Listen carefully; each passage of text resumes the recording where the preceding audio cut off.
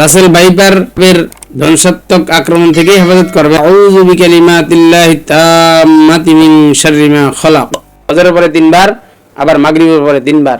এটা শুধু এই রাসেল ভাইপার সাপের ধ্বংসাত্মক আক্রমণ থেকে হেফাজত করবেন। আপনার যত জিন, ভূত, জাদুটানা, বানটানা সহ মানুষ নামক ভয়ঙ্করের নির্যাতন থেকে আল্লাহ আপনাকে হেফাজত করবেন। পাশাপাশি আমরা এই আমলের সাথে আরো কিছু আমল করতে পারি।